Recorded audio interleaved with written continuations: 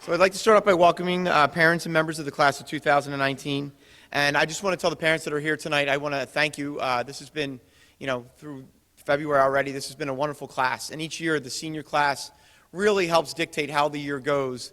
And we're having a very nice year, and a lot of it has to do with the leadership of the senior class. So I want to thank you for that. So how many parents are here with their oldest child, here for the first time with a senior in high school? Okay. All right. How many of you that raise your hands, how many of you love them from the bottom of your heart? Okay, all right. Some more hands up. How many of you are ready for them to move out? Okay. So true story, a couple of years ago we were doing our senior pinning night, and I had a parent approach me in the hallway afterwards asking if we had senior housing. So just to get that out there right now, we do not have senior housing for second semester seniors. So this is my 13th senior pinning ceremony, and each year I appreciate this event more and more. As my own children have kind of reached, I had a senior last year and I have a junior this year and younger as well. So, I mean, our relationships have evolved over the years. And when I first started doing this, my children were so much younger, and I kind of didn't really get that, I didn't remember because I was an angel as a teenager, so I didn't know what their conflict could have been. So, as a parent, my role that I realized became even more critical now, even more so when they were younger. Because while they can do many things for themselves, and yes, they should be doing many things for themselves, my relationship with them is still critically important. And as I said earlier and alluded to, it is not uncommon for that relationship between parent and child to become strained, especially when the light of freedom is only months away. Dr. Birnbaum talked in the beginning of our school year as a district theme, it's better together. And I think that's critical and crucial for this relationship because parents and children together, being together, that is really a key part of making everything work. I'd like to say to the students that are here tonight, your participation here in this ceremony really speaks volumes about how much you appreciate that relationship between your parents and yourself. And it will continue to be an integral part in all of your successes in life. And I can tell you my own personal experience, there's no way in the world I am where I am today without my family. As a kid growing up, I had unbelievable supportive parents, cousins, aunts, and uncles, and that was critical to my success. So I encourage all the students here tonight to look to your family as a source of strength and a source of support as you learn to walk on your own 2 feet as adults. And nowadays we're seeing so many students who are making bad decisions when it comes to vaping or drugs and alcohol or social media posts. And, the number one deterrent to these bad decisions isn't a slogan on a poster. It's a parent who is actively involved. And I do talk to students all the time, and when I talk to them about their decision making and how to go about making good decisions and what are the influences on you, their friends come up on that list, social media comes up on that list, but by far and away, the number one influence on students making good decisions is you, the parent. And you may not realize that right now, but according to students, your opinion does matter. They want to impress you, they want your approval, and most of all, they don't want to disappoint you. So parents, it's critical to stay involved, and which hopefully will help your child make good decisions, especially over the next 4 months, because I think that they think that they know everything, but all the brain research out there teaches us that children are still growing and they're not done learning, and they still need your guidance and support. So your presence here tonight speaks to that commitment that you have made and continue to make. So finally, I want to thank you for a wonderful job that you've done raising the men and women here in this room, and I'm honored to have the privilege of working with them on a daily basis, and I'm truly excited to see what the future has in store for them. So I want to thank you for coming tonight, and at this time, I'd like to introduce the Superintendent of Schools for the Lenape Regional High School District, Dr. Carol Birnbaum. Great job, Mr. Campbell. Thank you very much. Good evening.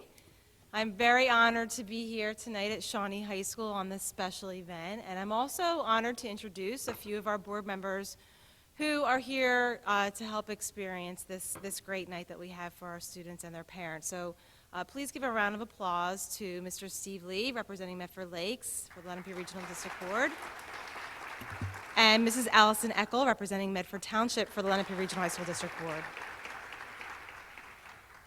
So Mr. Campbell talked about, opening day, talking to the teachers, and every year on opening day, I have the pleasure of having a captive audience of all of your teachers for just a little bit to start the school year, and we did talk about our theme is Better Together, but one theme that I always talk about with teachers, too, whenever I get a chance, is the word community, and how important it is to build a community not only within our school, but within our classrooms, because that's what makes us feel safe, and then we're able to learn and then grow.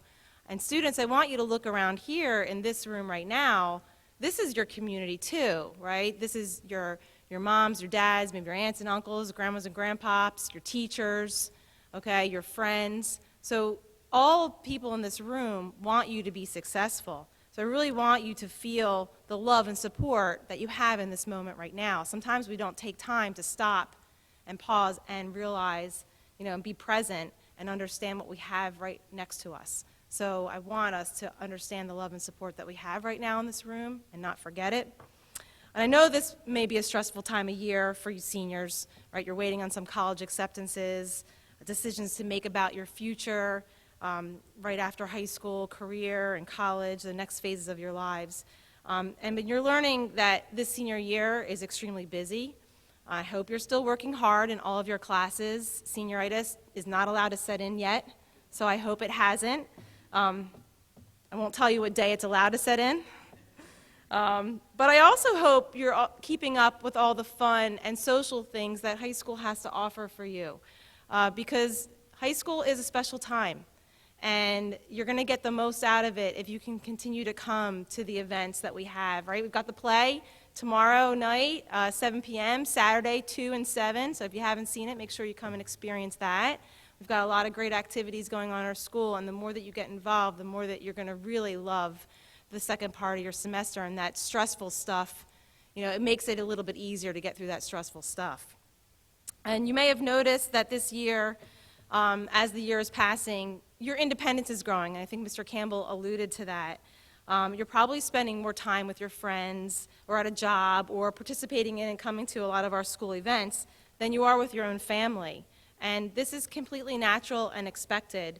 But even as you're learning to pull away, you need to know, though, right there in your corner, both nervous and happy about your ability to be independent are your parents and your family. And tonight is that special night, like I said, to put the pause button on your busy and independent senior year and thank your parents for being here every step of the way. And parents, I don't need to imagine what you're thinking, because I was in your shoes last fall with my twin daughters as they were seniors in high school. And like you, I wondered where that time went, and high school just flew by. And I wondered, how did my kids get so independent? And at the same time, I wish they had gotten a little better clue about some things and were a little bit more independent. But all those mixed emotions, all underlying all that, we parents are just proud of these big kids, little big kids on the cusp of adulthood. And like it was yesterday, and I talk about this every year at senior pinning, I can recall the first time I put my kids on that kindergarten bus. And I didn't know what to expect, right? Were they going to be those kids that cry and cling to you? Or were they going to be the kids that just jumped right on the bus and didn't even look back? And I'm sure you can picture it too. And maybe your child was the one who bounced right on the bus because that's the confidence that you instilled in them. Or maybe your child was the one who cried for you not to let go because of the safety that your presence created for them. And so I really just think that you're just sitting next to just a larger version of that little kindergartner still, right? They're not going to wear their heart on their sleeves as much as a 5 or 6-year-old will do anymore. But that apprehension and excitement about everything that has to come for the rest of the senior year and beyond, it's still there inside. And then while they may be learning to be independent, don't underestimate your influence, as Mr. Campbell said, over helping your teens still continue to feel confident and safe and make good decisions. So seniors, your pledge and your pinning tonight, after you're done that, I have a job for you. You need to give your parents a big hug and a kiss, and I want you to tell them that you love them. Because raising you teenagers, I know, is a tough job, but letting you soon go, well, that's going to be even tougher. So I want you to squeeze in the moment tonight, and I want you to cherish each other and cherish tonight. And I want to thank you for letting me share in this special ceremony with all of you together, and have a wonderful and happy safe rest of your senior year. Thank you.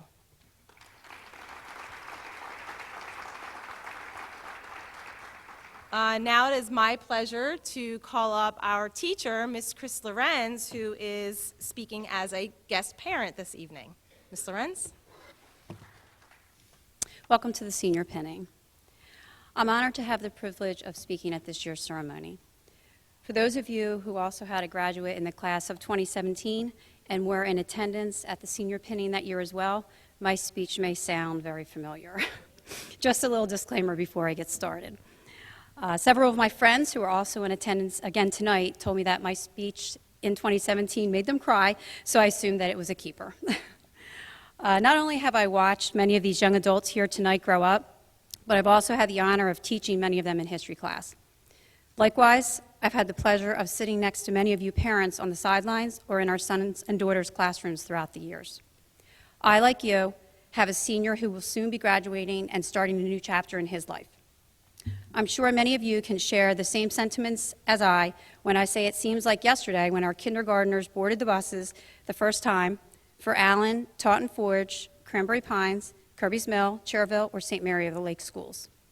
Perhaps you Medford Lakes parents in the audience are conjuring up a similar memory of walking or driving your child to school that first day as well. And now we are all about 3 months away from watching them take the final steps in their childhood education, as we will soon witness them receiving their high school diplomas. Some of you may be thinking to yourselves, yeah, it's been a long road, all right. But then on the other hand, why does it seem like it flew by so quickly? Because we were busy being parents, that's why. Doing what loving, caring, and supportive parents do. Asking about our child's day, organizing play dates, if we remember those, staying on them about their homework, assisting with those projects that in no way, shape, or form a first grader could successfully execute completely independently of us. Volunteering in their classrooms, cheering them on in their sporting events, driving them to practices, to art and music lessons, to religious classes, to volunteer in the community, and to visit college campuses. And sooner than we would like to think, we'll be driving them off to college. In December of 2017, my daughter Danielle received a journal from me for her 18th birthday, filled with 18 letters that I had written, unbeknownst to her, over the years, one each year on her birthday, highlighting key moments in her life from that particular year. My son Brian received a similar journal in his 18th birthday on November 3rd of this past year. I would occasionally place something in the back of their journals, their birth announcement, their communion invite, our annual family Christmas card, and a newspaper clipping here or there.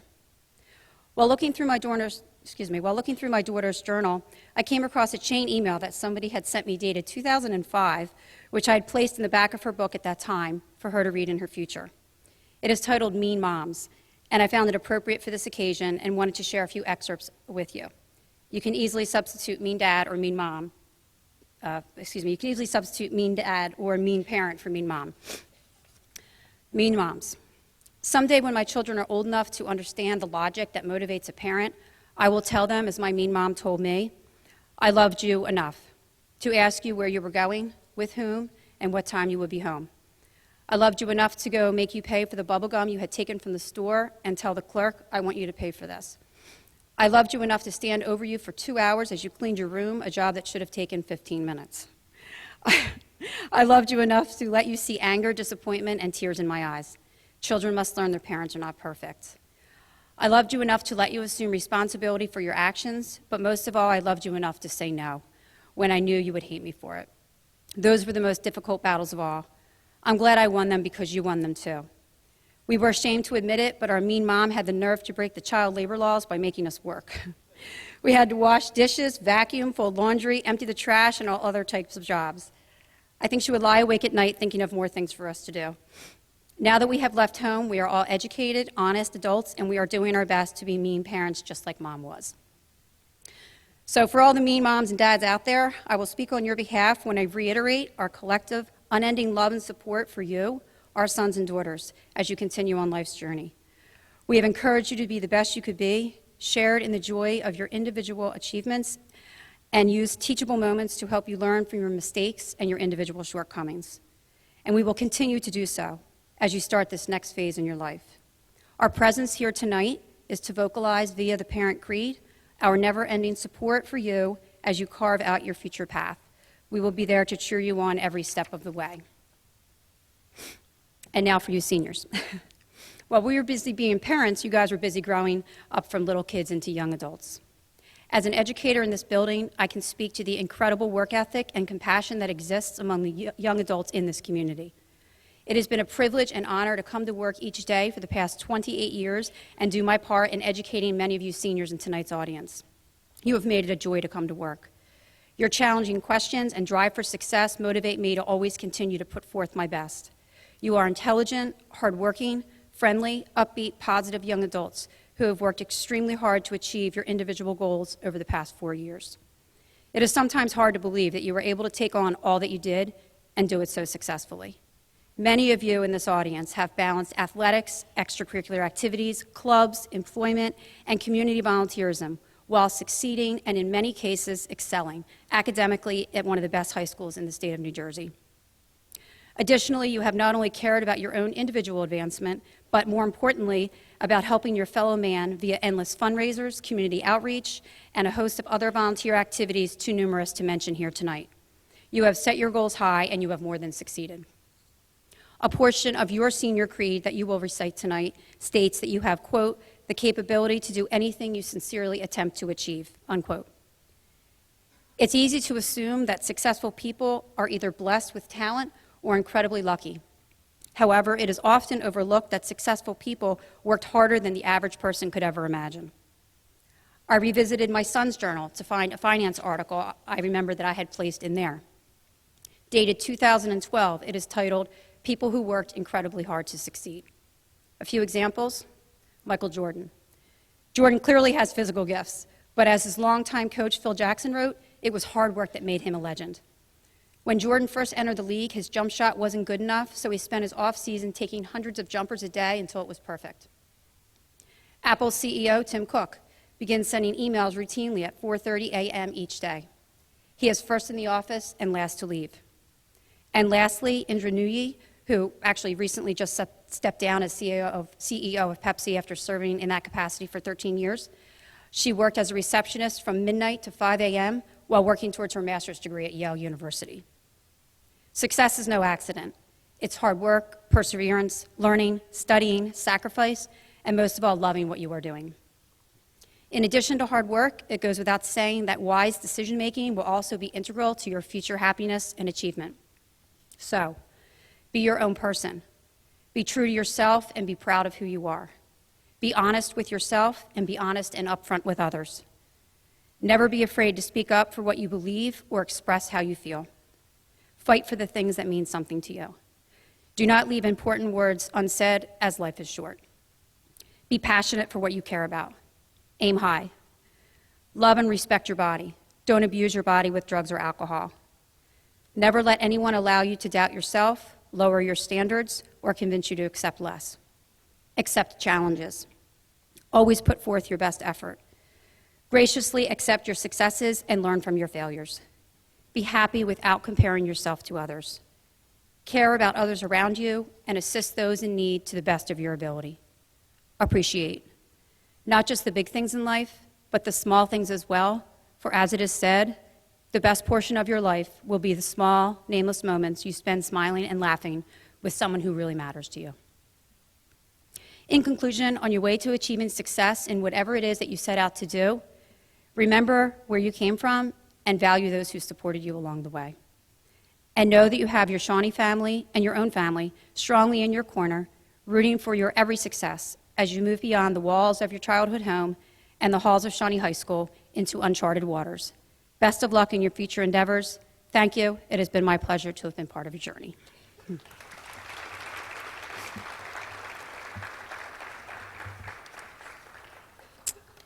And now I think I would like to introduce Mrs. Blemlick to the Good evening, everyone. If you could please rise along with your senior.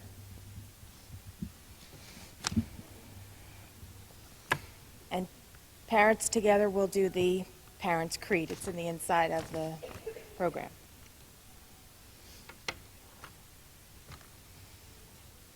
I believe in the sanctity of the family and the worth of each of its members. I believe in the obligation each of us has to the others in the family. I believe that each of us shares in the joys of our individual achievements. I believe that each of us must accept the responsibility of our own shortcomings. I believe that each of us has an individual charge to be the best that we can be. I believe that as a parent, I must set the example for the others to follow. I believe that we are all members of a greater family and, as such, have a responsibility to contribute to society and our fellow man for the good of all of us. Now pin your senior.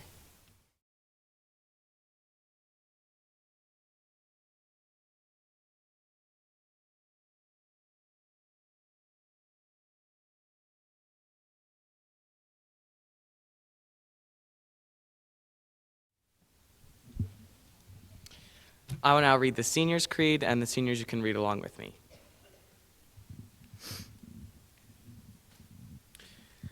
I believe that my family will support me in every worthwhile endeavor.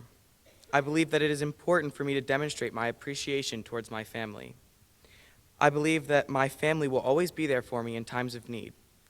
I believe that it is the worth and sanctity of myself and the importance of treating my own body with respect. I believe in the importance of helping my fellow man. I believe that I have the capacity to do anything I sincerely attempt to achieve. I believe in myself. You may now pin your parent.